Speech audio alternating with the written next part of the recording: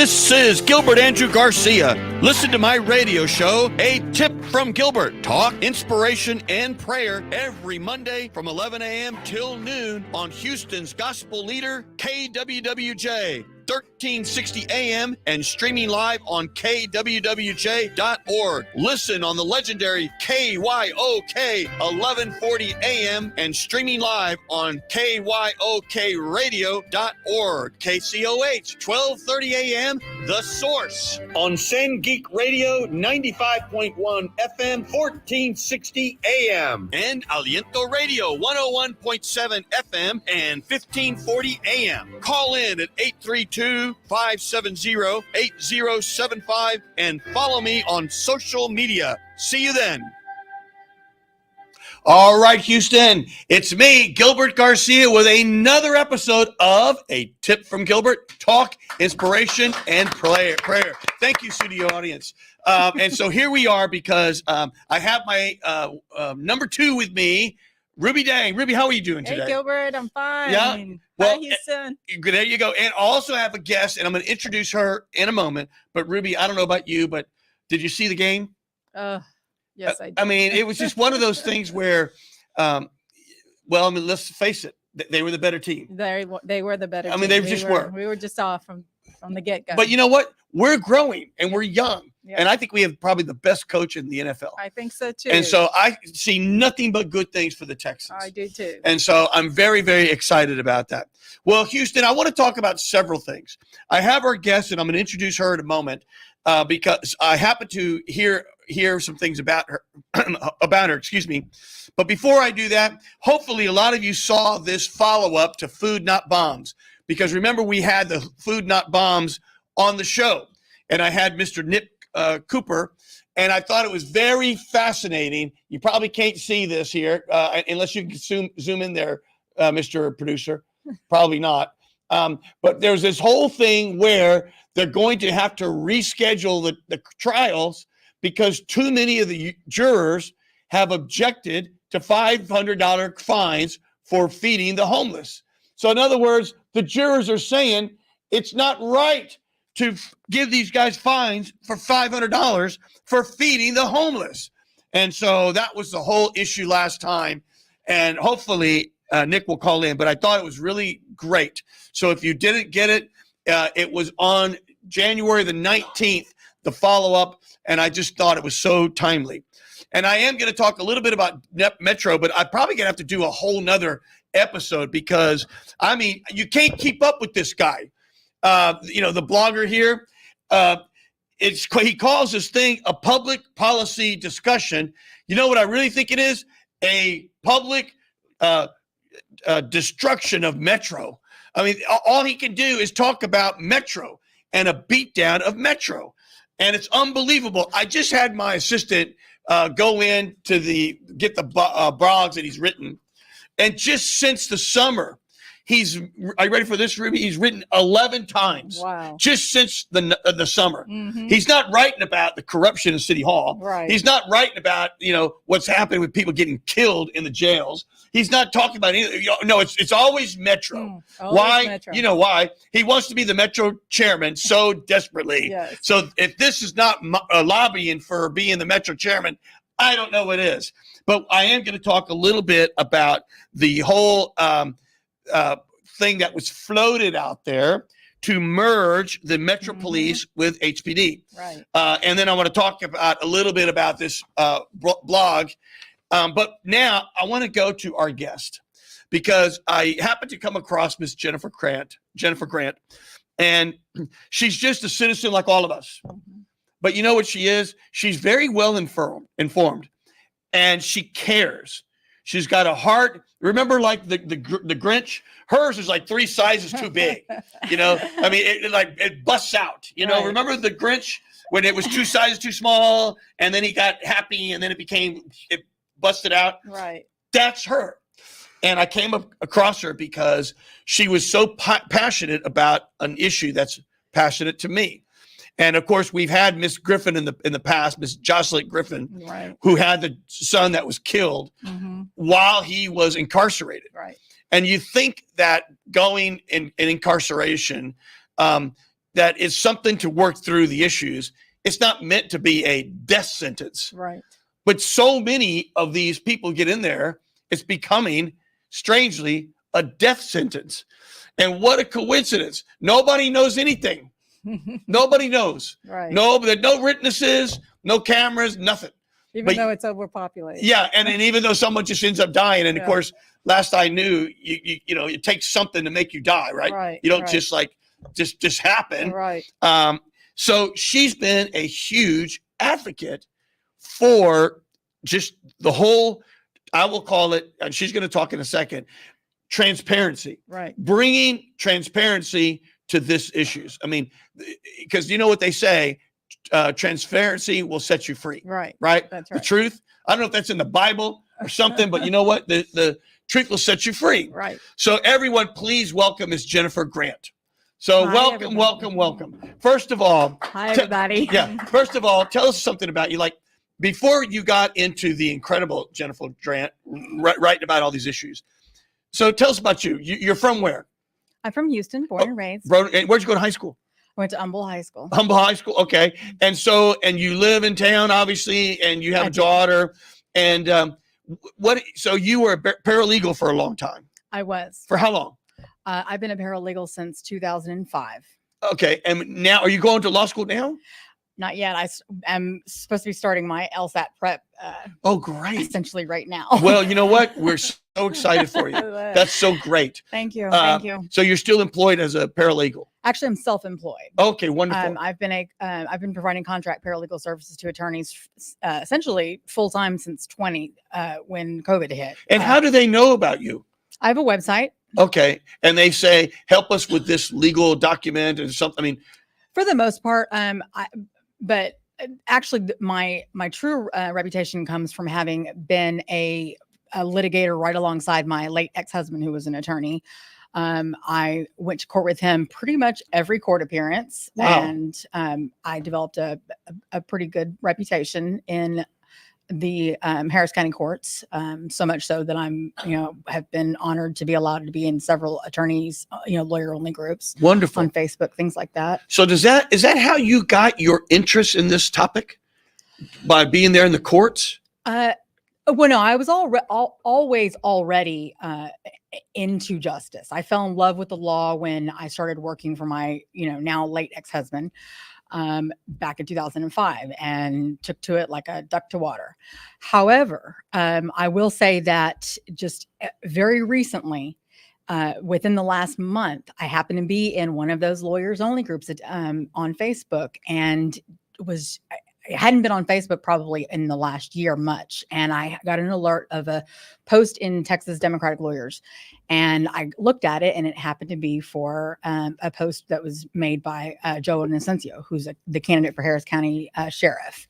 And I, went down that investigative rabbit hole, so to speak. Yep. And that's when all of these things came into my purview, as far as the human rights violations that are going on in the jail. So from your point of view and some of your research and anecdotal evidence and everything else, Right. What is the issue?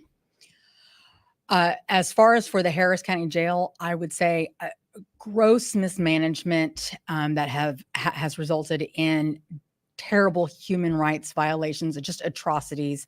There's also fiscal irresponsibility as a result of that as well. And then, of course, there's the collateral impact on families and kids, of the detainees that are in there. And it's heartbreaking, the things that have been brought to my attention, so much so that I've thrown my full support behind Joe, behind this. Because what's his issue? Is this his issue? This is his issue. He also was, so he retired from law enforcement, and he actually retired from HPD. And of course, they're brethren, just like amongst lawyers. And, he was learning of the things that were going on through his own contacts and whatnot. And he was so passionate about it that he came out of retirement, actually, and as a Johnny come lately to the race and as a candidate, and now he's running for Harris County Sheriff. So do you think the root, I mean, people like me and Ruby, we hear about this all the time, and we're hearing about it more and more, and people are reaching out to me because of the show. But what's the root of the problem? Is it as simple as we're overcrowded? I mean, Ruby, right before the show, Ruby goes, "Oh, it's overcrowded," and I think that's what everybody would say. It's overcrowded. Right. Is that the root of it all? But you opened up a lot of other things: the mismanagement of it, the cruel. Maybe that's like a tone at the top, but clearly it is too crowded, right? Correct, with absolute certainty. I have my opinions, and certainly, the civil rights litigators that I've reached out to in the past several days will be delving into that further. But there appears to be, and I obviously don't have empirical evidence yet to back it up, but all signs point to some cronyism, which is common in politics, as we all know. You mean like jobs for people in the system? Correct. Okay. Instead of promoting from within the institutional division, so to speak, which would, in the case of the Harris County jails, that is squarely on the man at the top, the Harris County sheriff, and instead of promoting from within through the Harris County sheriff's office, what's happening is, as I understand it, others were brought over from other agencies. And the way it was described and explained to me by Joe Inocencio is that, for example, there are too many majors over too few captains, things like that. If you look at it like a pyramid, the pyramid of command, it's not appropriately dispersed as far as for the command. And let me ask you this: how many people have died while being incarcerated? When I was with Miss Griffin, I forgot when she was here last. Remember? I don't know if you remember, Ruby. Somewhere, summer. Sometimes, yeah. At that time, it was something like I don't know, 30 or something. And you think in the scheme of millions of people in Houston, or you think 30 is such a small thing. But if it's your family and someone is wrongly killed while being supposedly just on a, getting ready to be their case heard, one is too many. Right. Because if that's your brother, your sister, your husband, your wife, one is too many. But what's your perspective? What do you hear? Is it more than that? So, last night, in preparing for this wonderful opportunity, I actually had the opportunity to sit down and truly look at some of the statistics that were independently verified from other journalists. And in 2023 alone, there were 19 deaths. Now, for the last 3 years, there were 14 more deaths in the Harris County jails than in the entire nation combined of legal executions. Wow. And that's shocking. How can that be? That is a really good question. And that really, is certainly why I've reached out to a number of civil rights lawyers and to other media. Just last night, in fact, there were a couple of even more startling articles that when I was reading last night to prepare and independently fact check things like that, about the number of mental health detainees and a couple of unreported deaths. That was just truly shocking. Do we think that there's a lot of unreported deaths? So and this was the table that, and I actually posted it on my own Facebook page as well. What's your Facebook? I want everyone to know. Jen's a ninja. What? No, Jen's a law ninja. I think. What is it again? I think it's called Jen's a law ninja, but whatever. Just Jennifer Grant. Yeah. Okay. I'm pretty easy to find, particularly of late. Okay. Anyway. I'm gonna have to borrow that. Gilbert's a ninja. Sometimes I want to be a ninja. Right. Because then I can be quiet in the night or something. Well, I think I did that several years ago. Because I mostly have been in the area of family law, practicing in family law. And, of course, you're having to scope out the other side and see what kind of shenanigans they're up to. Right. But whatever. Anyway, I've never been a huge social media person, but I certainly have become in the last few weeks. Anyway, so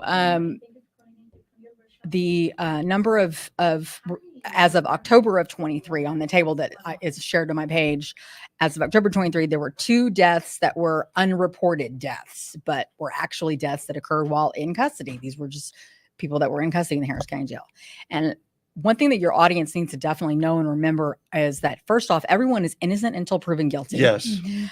Second, without commenting on the number of wrongful convictions, whether or convictions that shouldn't have happened because people were too poor to afford proper legal representation and they pled out for whatever reasons, that's putting all of that aside.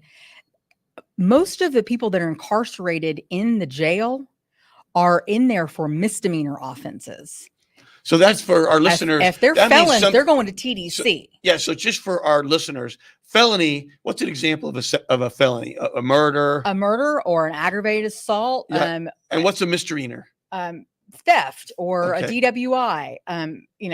Certainly if you get so many DWIs, that can be raised to a felony. So the misdemeanors are the ones in the jails that are having more of these deaths. Is that what you're saying? No, I'm just pointing out that the general population of the detainees or low-level crimes. Yeah. are either low-level crimes or they're still innocent and not yet proven guilty. And they're awaiting trial. And majority of them are also struggling with the ability to make bail, because they can't afford it. Right. And, so they're setting it out and they're being forced to, I should say. Right. And again, they have not been proven guilty yet. Exactly. And they're still dying and and being subjected to violence. I mean, these statistics don't even cover just the violence, the broken noses and the black eyes and the other things. Right. It's incredible. And don't even get me started on the latest stuff with the rings, the drug rings that have involved attorneys. It's wow. It's unbelievable. What's going on. It's like it's totally like unsupervised or something. I mean, there's just all kinds of things going on. And of course, I bet you, I don't know, but people of color are way overrepresented because of course it's part of poverty. It's one of those things about poverty. And then it becomes if you do something dumb and you're in there and all of a sudden you cannot get a lawyer, you cannot get bond. And so you're in there. And if you're in there, more than likely you're going to come out hardened and the more likely you'll probably return. Correct. Because you've been in there in the first place. Right. Hold that thought. We have a caller already. Let's just I think it's, let's see, who is that? Pastor Cummings? Pastor Cummings. 1 moment, I'll talk for you now.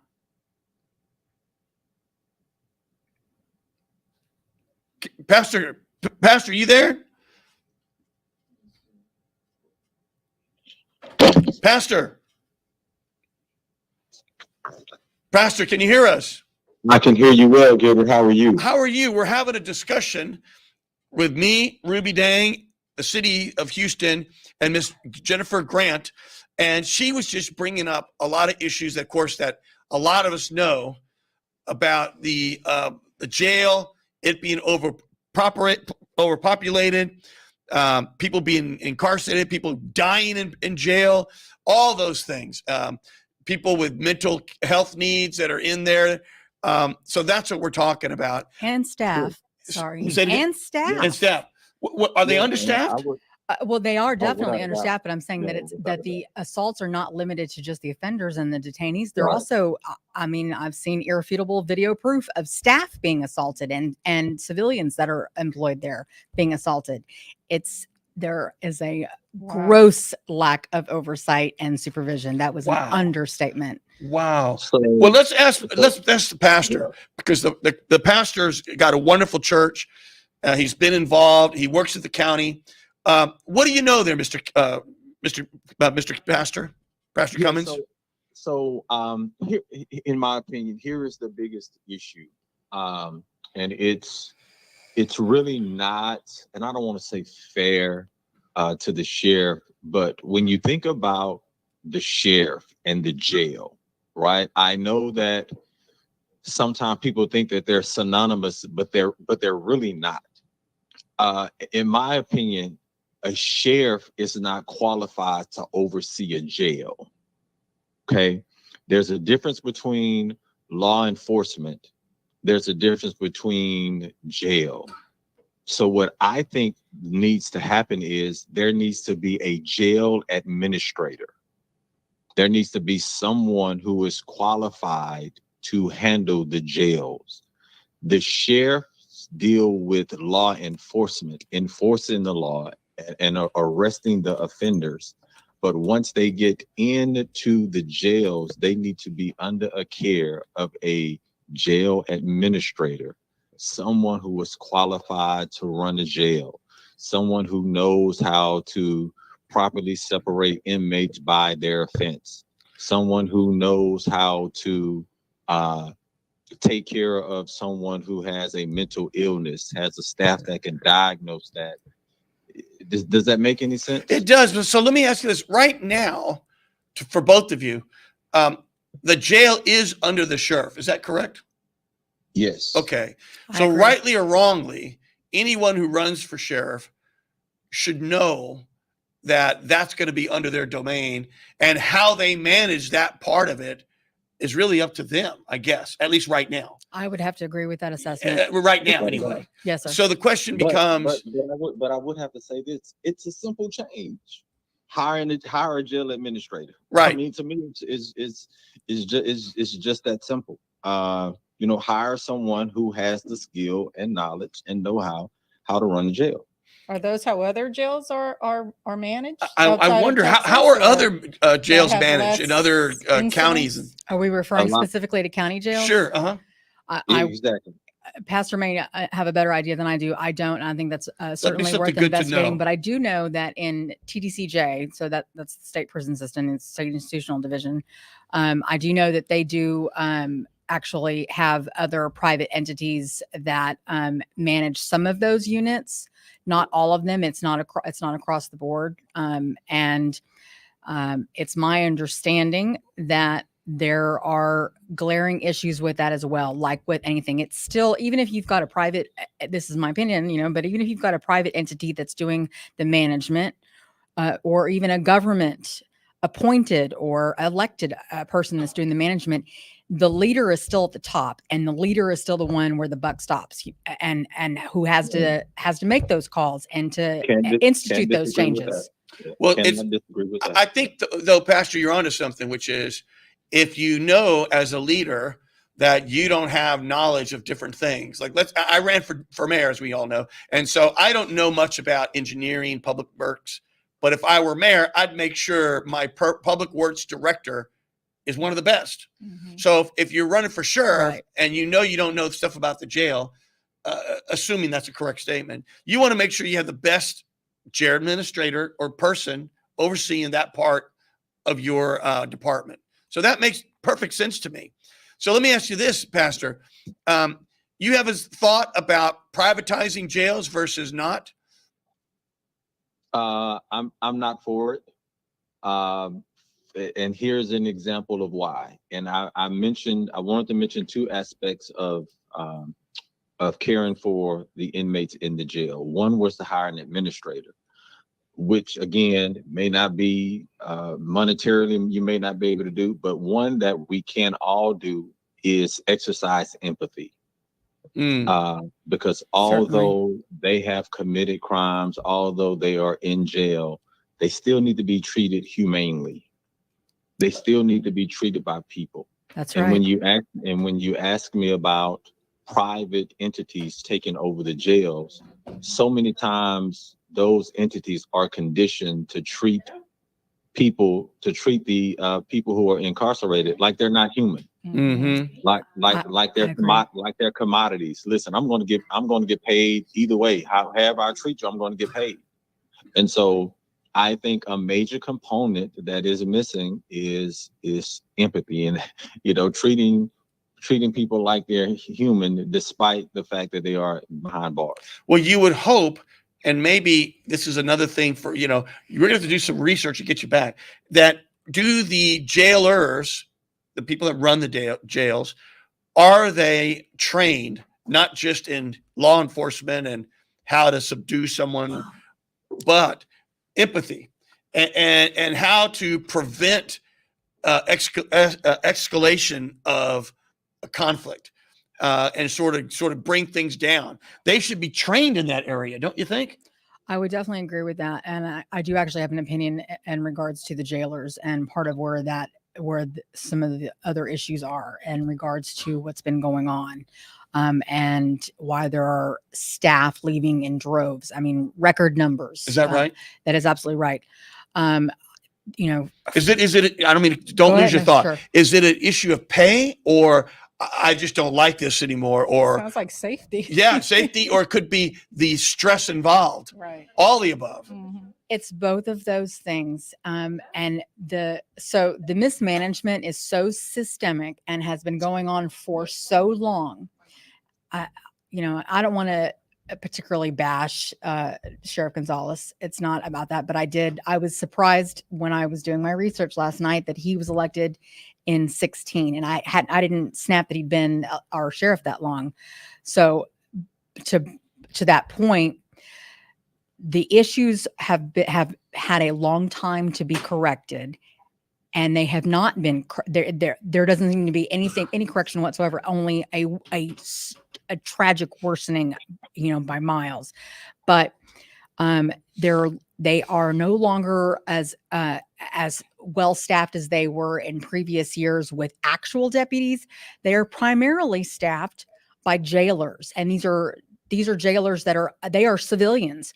Although there are civilians that are now wearing blue shirts, which was an interesting discovery of mine in the last several days. It used to be in the Harris County Jail that the jailers, i.e. the civilians, had white shirts, and now they wear blue shirts. And all before they did that switch, pretty much all detainees. And they knew the difference between the white shirt was just a jailer and a deputy was a deputy. They wore blue shirts. So I'll be interested to find out whether or not that shirt change, that color change, was what the reasoning behind that Very, was. very interesting. It wasn't. I don't think I would have caught that, but that's Yeah. very, very interesting. I've worked for a number of attorneys that have practiced criminal law, and I've practiced a lot of criminal law alongside. Right. So I am familiar in that regard, and that caught my eye within the last, I would say, week or so when I saw the irrefutable evidence that I talk about on my Wow. own Facebook page. Well, let me do this before we say goodbye to our pastor, because I know we've got other callers. Pastor, what is the latest with you on your race, and what's going on at the church? I want to give you make sure you have a chance to shout it out loud. Sure, yeah. So I'll address the church first. We had a health fair this past Saturday, and it was an amazing event. We partnered with MD Anderson and some other community partners. And it was, again, just absolutely amazing. We had close to 150 families come through to that health fair to get some valuable information. So we just continue to do at the Victory International Church what we love to do, and that's just provide, to provide information to God's people and just help people live better lives. So that's what's going on at the church. And by the way, I've been to his church. It is such a loving environment. And it's a wonderful church as a facility. And they do so many food giveaways, turkey giveaways, and I've been there with them. So it's phenomenal. I didn't mean to, Awesome. I didn't mean to cut you off there, Pastor. No problem. And we just believe in serving the community. So we have an English service at 11, and we have a service in Spanish at 4:00 for those who prefer a Spanish service. So we just believe in giving back. It doesn't matter to us, who you are, what race you are, background. We just love to give back and to serve. Wonderful. You had the other comment you were going to say? Yeah. And so about the race. The campaign is going well. I'm running for Harris County Tax Assessor Collector. It's going well. I feel like I've been shaking hands and kissing babies and Gilbert again. That's a part of it. It's a part of it. Excited to announce that we are going to have the first fundraiser this Thursday, and I'm just going to send you that information today. Oh, great! Tell us where it is and what time and everything, so everybody knows. Yeah, I'm pulling it up right now. But yes, but the campaign is going well. Again, just trying to get out there, let people know what my message is. The fundraiser is going to be at 5 Central. 5 Central, from 7 p.m. to 9 p.m. And that address is 2736 Virginia Street. Again, it's 5 Central, 2736 Virginia Street. Is that a restaurant or what is that? Pastor? Yeah, it's a restaurant. Okay, 5 Central. wonderful. Yeah, Give they us call it 5 Central. give us They the call it 5 address. Central. Give Yes, us sir. the address of the church. Yeah, the church is 170 Rittenhouse. That's RITTENHOUSE. One word. And your whole website and everything for the campaign. The website for the campaign is Claude 4 Harris County. Claude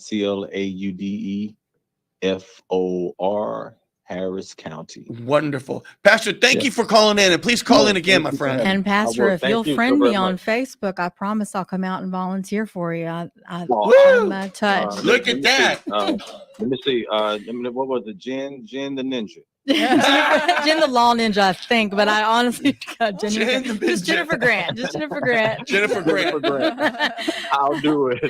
Thank you, Pastor. Thank you. We appreciate thank you. Thank you, Jennifer, for being an advocate for those who don't have a voice. Thank I you. Amen. I very appreciate much for that. what you do. I appreciate that. Thank you. Amen. you. Let's get through Thank some. you. Okay, then.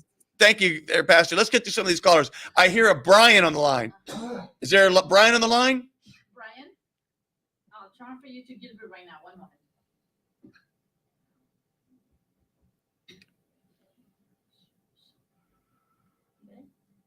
Brian, are you there? Is there a Brian on the line? Yes. Can you hear me? We can hear you, pal. What do you got for a tip from Gilbert or Jin the Ninja? Yes. Hi.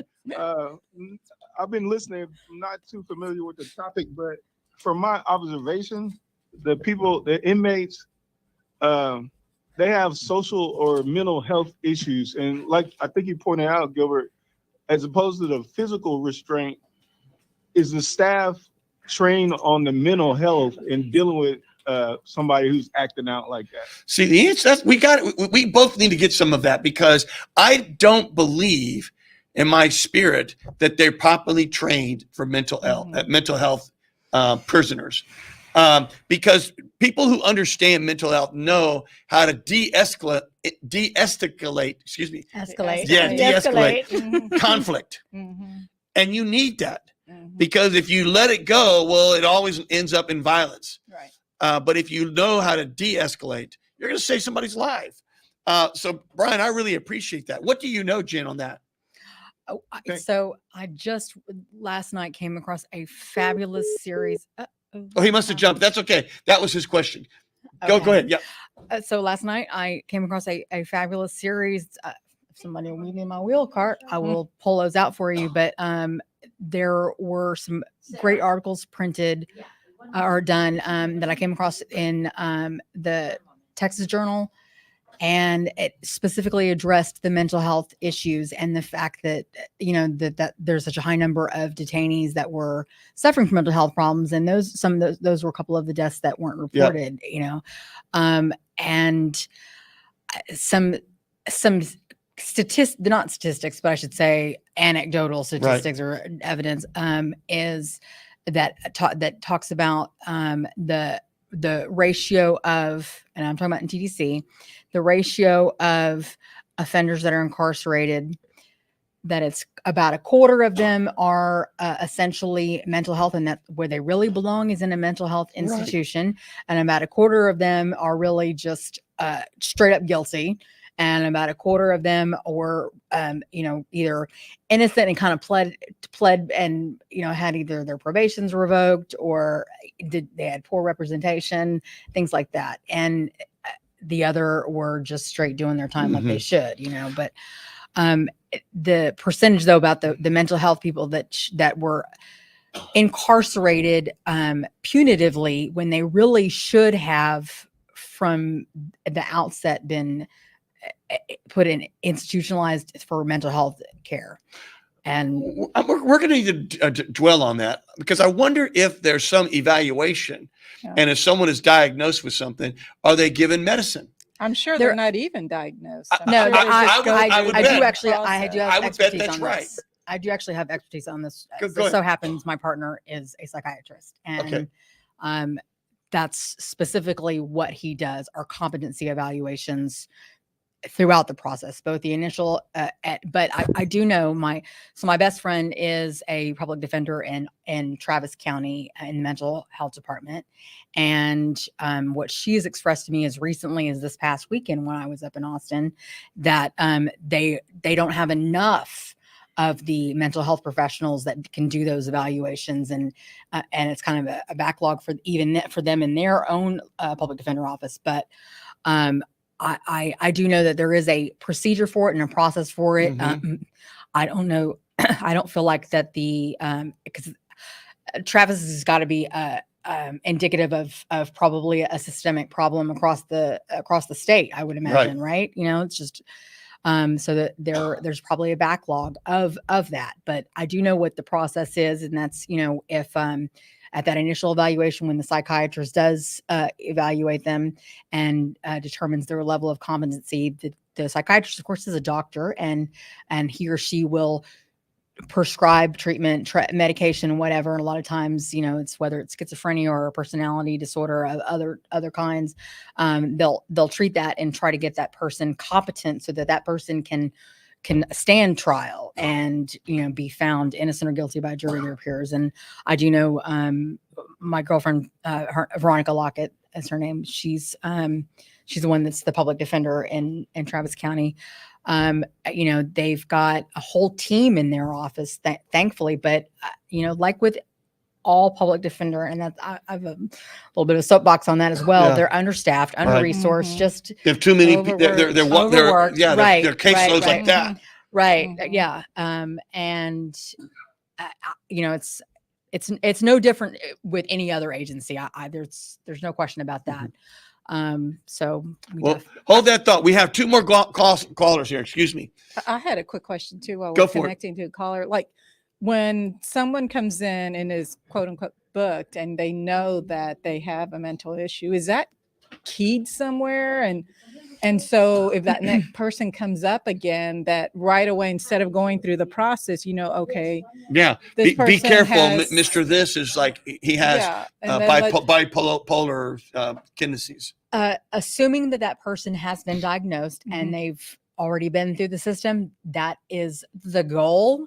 That's what the purpose of classification is when somebody's booked into the system and we're making their way through the jail before they, ultimately end up in their final housing, so to speak.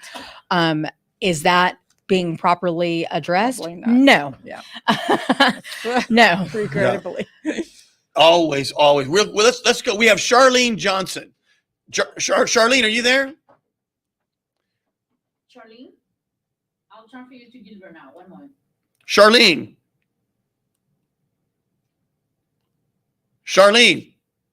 She's there. Charlene, are you there? Yes, I am here. You have me, Gilbert Garcia, of A Tip from Gilbert, with Ruby Dang and our guest, the Ninja, Jen the Ninja. Boy, she's not going to live that I down. will never live that Yeah, down. no, but that's super great. Charlene, what do you got for us? And we've been talking about incarceration. And yes, I understand the concept of we all need to be safe, all those things. But, it shouldn't be a death sentence if you're going through the jail and you haven't even been processed. Right. I mean, think about your own family members or a neighbor, and everyone is innocent until proven guilty. But Charlene, what do you got for us today? Yes, and criminal justice reform is one of the things that I want to work on, where you don't put people who have lesser crime with victimless crimes in with someone who is, more serious crime, and it does impact the whole family. They need to have be able to get mental health, have reentry programs, and even come in there and let them learn skills while they're in prison. Remind us about you. You sound so knowledgeable. Remind us, what is your background again? Yes, I'm currently on the board of Houston Community College. I see. That's right. For District 2, right. And so we advocate for education, even, when people are incarcerated, having skills to come back and get a job when they get out. So we do have programs like that help them as well, because it impacts the whole family. That's right. And let me ask you this. Project Rio? Yes, it's similar to that, yes. Okay. Let me ask you this, Ms. Charlene. Do y'all have your own police force? Yes, we do have Houston Community College does have a police chief, and right, we do. How many? This is not a quiz, but and if you don't know, don't worry. How many police officers do you have? That I don't have. No worries. Because we have so many campuses, but so we do have. They have to travel to different campuses, but Right. it's quite a few. It's not a small number. But, Understood. Well, let me ask you this: are you up for re-election or no? No, I'm not up for re-election not until 2025. Oh, congratulations! And are you looking to run again? Well, I'm looking to run for the state rep for Texas Representative District 139. There you go. I was trying to connect the dots. Thank you. And is that Jarvis? Is that Jarvis Johnson? Yes, he is the current representative in that seat. So that's the seat you're running for that now. Correct. Okay, thank you. It's an open seat now. He's not seeking re-election, so it's an open seat. So I don't want anybody to think I'm running against him. Yeah, I was gonna say, is he understood. running for Senate? Right? Is he He's running for Senate Senate District 15. That's right. Which is I the was mayor's just at seat. Yeah. I just was at one of the meetings the other night. Oh, and good. saw Well, that. Charlene, let me ask you this: what are the big issues there in the district? Public education. Our school systems having enough funding for kids to get a quality education and to be able to pay their teachers a competitive salary. Amen to that. Amen to recruit that. And retain certified teachers. And it's already closed, right? Who all's running? Right. So how many people are five. running are you running in the Democratic primary? In the Democratic primary, And how many are running there? it's 5 of us, and I'm number 5 on the ballot. Ooh, well, you know what that means? Just March 5th. oh my God! She I was going to say you got to have a catchy thing. Now she's already got it. Right. March 5 Right. for March 5th. Yeah. I mean March. Right. I mean Number 5 on number March 5. 5th. Number 5. Mambo number March 5. 5th for number 5. Well, Charlene. So let me ask you this: so, are there anyone on the Republican side running or no? No, there's not a Republican. Okay, so this is it. And the election Right. day you said is March the 5th. It's March the 5th. Early voting is February 20th. God, it's hard to That's believe. right, It's that's right. Also, but the message that we really need to get out is that people who did mail-in ballots, the new law is you have to apply every year to get a mail-in ballot. And you have to completely Great fill it out. information. And you have to put Yeah. if you're a Democrat or a Republican on it, or they were rejected.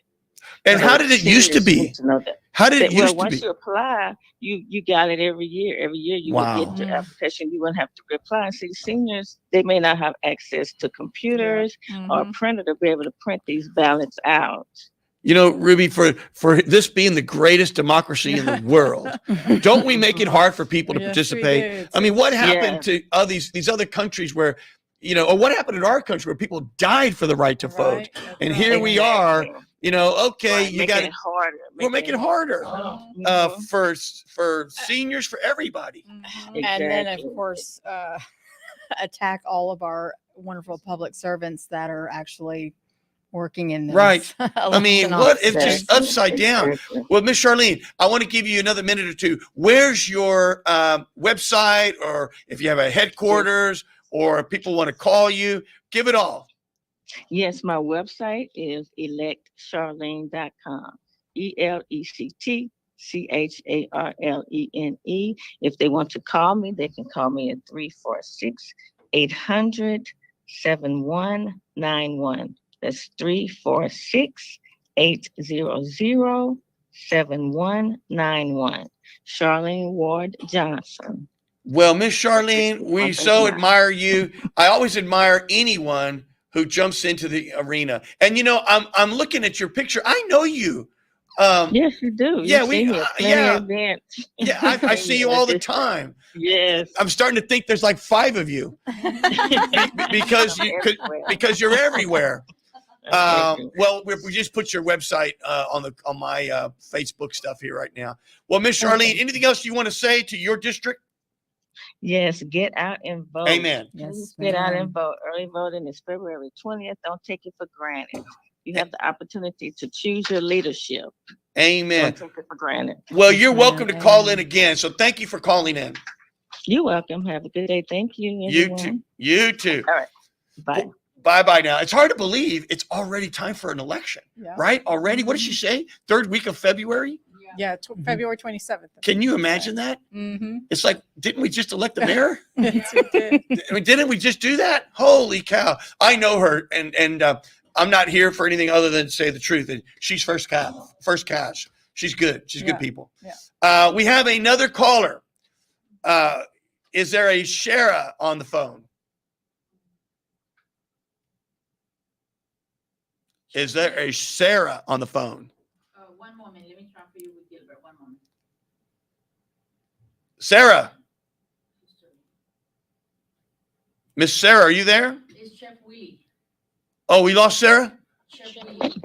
Okay, but no Sarah? No Sarah. Okay. Chef Willie, is that you? Hello, hello. Yes, it is, Mr. Gilbert. How are you? How you doing, my friend? I'm doing well. And hello to everyone there in the studio with you, with as well. Well, you're talking Hi, to Chef. you're talking to all of Houston here on. I'll just read them all out one more time for our listeners. We are on every Monday, 11 to 12, KWWJ, KYOK, KCOH, Aliento, and San Geet. All of them have AM and FM affiliates, and you can call into the show every Monday from 11 to 12 at 832-570-8075. Chef Willie, what do you got and how are you doing?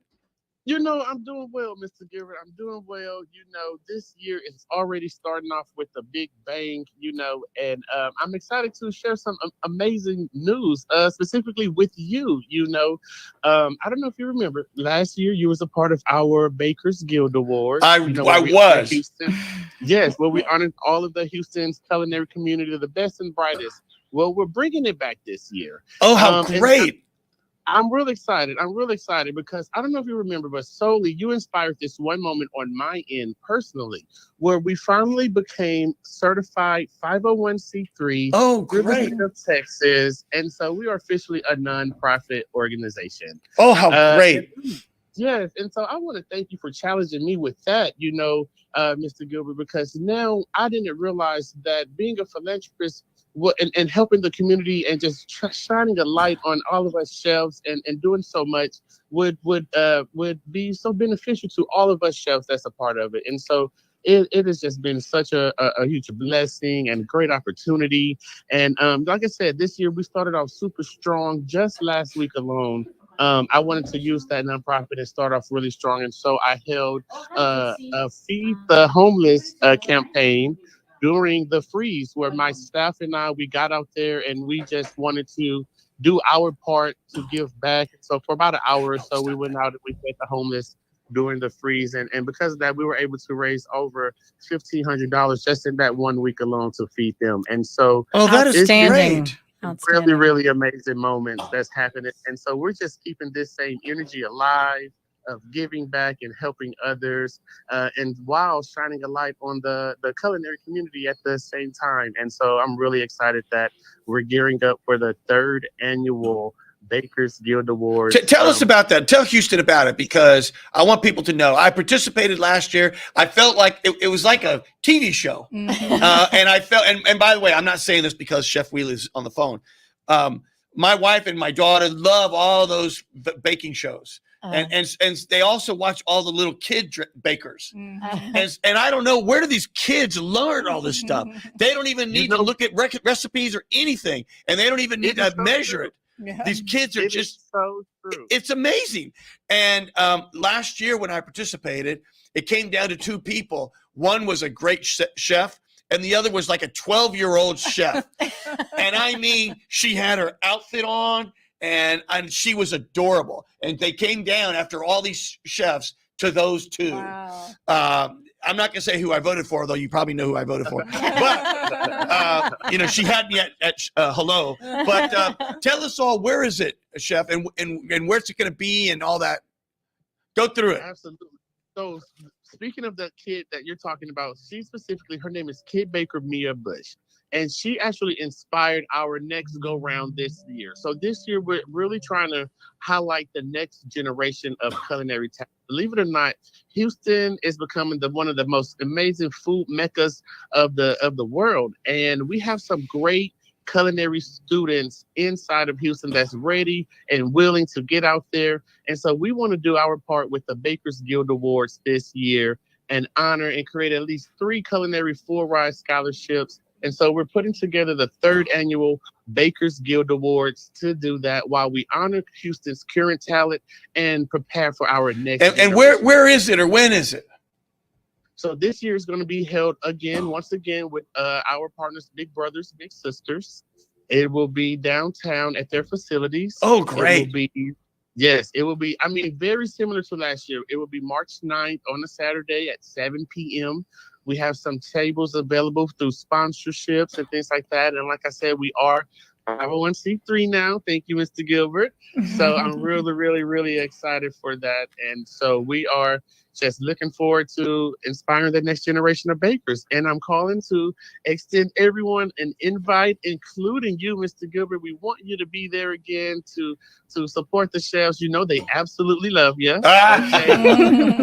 I really hand it up. Eat some good food. No. I mean, Mr. Gilbert, okay? I so appreciate what I appreciate that, Chef. Well, let's do this. I want you to come back on so we can really pump it up and make it successful, okay? So please call again. Hey, Chef Willie, this is Ruby. How are you? Happy New Year. Well, same to you as well. I just have a quick question because I have friends that, you know, their kids are interested also in the culinary arts. But I thought that the one school that we had here in Houston closed down. So if kids are thinking about going in that direction, can you give them some guidance on where they can apply? Absolutely. Believe it or not, over at Park 8 Center off of Beltway 8 and Bissonnet, I believe, they're actually creating a brand new culinary kids program for all of the new year. Also, my good friend Chef Dee Dee Coleman with Cooking with a Twist, she also has her own kids cooking program. And so that's what a lot of chefs are doing these days, including Chef Cassie with Chef Cassie's Table in Humble. She also has a kids cooking program as well. And so if you are interested in getting your children involved into the culinary community, if they have a passion for it, the very first step is reaching out to your local chefs and seeing, do they have any type of their own cooking classes? Good idea. Absolutely. Thank you, Chef. I'll share that with them. Chef, that sounds fantastic.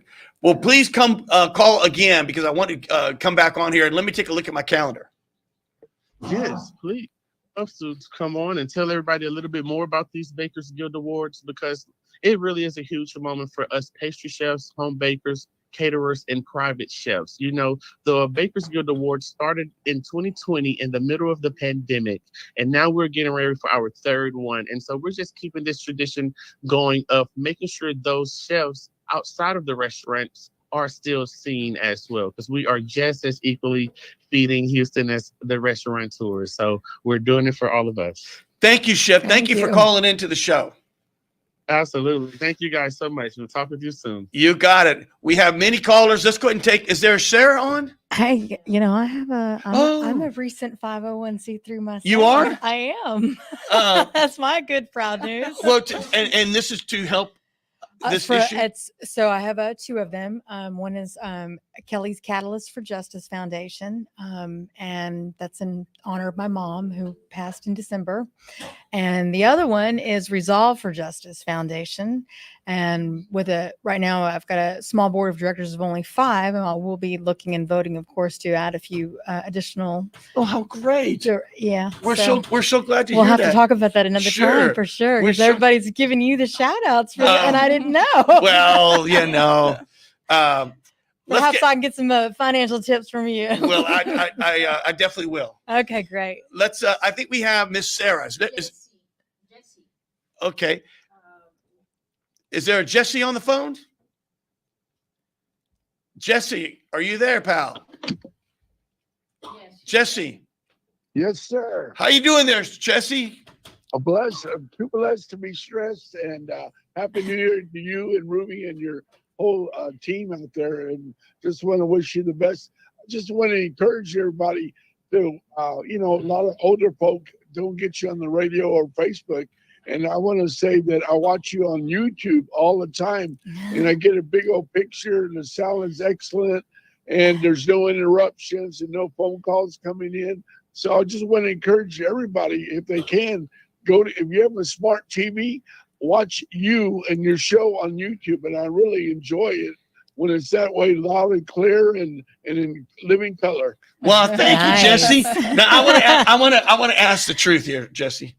Has anyone said to you, "Oh, I wish I had Jesse's girl"? You know, I mean, does anyone ever told you that? I wish I had Jesse's girl. Oh, that's all the time. Everybody wants my wife. I mean, you know, I got it, man. I totally get it. Jesse, we're talking about the criminal justice, and we're talking about people who've been incarcerated and they aren't through the system yet. And the bottom line is people are mysteriously dying while being incarcerated. You know, what do you do on that? Or what, you got anything to add? Yeah, I just don't understand why we don't have a warden watching our jails. You know, it seems the sheriff, but he's got enough to do. We need a full-time warden. You know, that should be a number one position for somebody to administrate the place. You never hear about us having a warden. Well, that's very interesting. You know, earlier we had someone say jail administrator. Mhm. Is there a warden? I mean, I think the proper what's the right term word? would be major. I think as far as in the chain of command, I Right. believe the majors are the ones that are overseeing the captains, that are overseeing I the see. sergeants, and the sergeants are overseeing the When deputies and you the look at- jailers. when you look at TV, there's always a warden. And Agreed. who is that? Who's the warden, and what's their role relative to the law enforcement people? Do you know? Well, as far as for in the state of Texas, if this is an actual Right. question, the Yeah. wardens oversee the Texas Department of Criminal Justice Institutional Division. So that would be the felons that have been convicted and are serving out their time, or you know, depending on if it's a state jail felony. And those are still, I believe those are still wardens as well. But they oversee the state jails. That would be a class 4 felony, state jail felony, which is the same as like a 3rd degree felony, or I should say it's one step down from a 3rd degree felony. But for 3rd degree, 2nd degree, 1st degree felons, they go to the Texas Department of Criminal Justice Institutional Division, and those are definitely wardens. Very interesting. I believe those are appointed by the governor. I see. And you know, much or not unlike what would happen in the county jails and this is statewide, every county, their sheriff is in essence the warden of their jail. They're and they are they're just called sheriffs, and they've got underneath them, and their command rank would be majors. Right. And then underneath the majors are the captains, and underneath the captains are the sergeants. And, you know, just like you would have in the military, you want to structure that like a pyramid with appropriately dispersed command and appropriately dispersed, lower staff. Very interesting. Jess, what else do you got, pal? I've got like 2 minutes. Well, just to answer the lady, it seems like a warden is a very specific job that bears your duties, and you need an administrator to take care of that jail. It shouldn't be a police officer or a legal officer in really point. Their job's totally different. To be a warden is a very specific, detailed job description, and that's the problem is we don't have people that are doing the right job at the right place for the job that is needed to be done. Very to that interesting. point, I think that I would say that generally the wardens that have been appointed by the governors, my understanding and belief is that they worked up through the institutional division, their institutional division as well. So they're qualified. Correct. Okay. Correct. And that is the same as, Joe Inocencio's plan. He wants to promote from within the institutional division of that would be his, would be the Harris County Sheriff's Department, that people that are qualified through experience and training and have, worked their way up and therefore are then appropriately assigned as they are needed and should be. Very good. Well, Jesse, I'm going to give you 30 seconds here before I sign off on you, and I'm going to give the ninja the last word. What do you got there, Jess? No, just to what you're saying, it seems like they're not doing the right job, evidently, because they're not qualified to do that specific job. It seems like they need to change the structure, Gilbert. So, well, there's that's definitely, what I was saying. That's right. There's something wrong. Yes, sir. Because when you have so many people die mysteriously, and what a coincidence, there's like no evidence or this or that, something's wrong. Jess, thank you for calling in. I hope you call in again. Miss Sarah, I know you called once or twice. I hope you call in again. I thought there was another name. Thank you for calling in. Let me just say, Miss Jennifer, you've been a delight. What I think we should do is, as we get closer to the election day is March the 5th, right? Mhm. Yes, sir. We should have you back on the show, and let's just see if this issue and all this stuff we're talking about becomes an issue in the race, because I think it will be. And I will say right now, I absolutely Would you like to accept do it? that. I would, yes. And was it this easy? It was definitely fun. Yes, it was. You're a great host. I mean, Well, thank you. Can you believe it's already been an hour? It's like No, that. It's you're like right. Carol Burnett. I'm Right. so glad we had this time together. It's time to say so long. Ladies and gentlemen, this is Gilbert Garcia, a tip from Gilbert. I'm here with Miss Jennifer Grant, and of course, Miss Ruby Dang. And if you've got something you want to talk about, call me. Let's get you on the air. If you want to call in, remember, you could call in anytime and say anything that you want to say on 832-570-8075. We're going to talk a lot more about Metro, because I think this looks about somebody who really has too much time on their hands, or they're just angry as angry. And rather than throwing a bunch of rocks, why don't we make Metro the best it can be? Just like the jails, just like the city, rather than just throwing a bunch of rocks. That's too easy to do. My mom always said, if you don't vote, don't complain. Mhm. So there you go. This is Houston. I'm Yes, saying sir. thank you, Gilbert Garcia. We are signing off.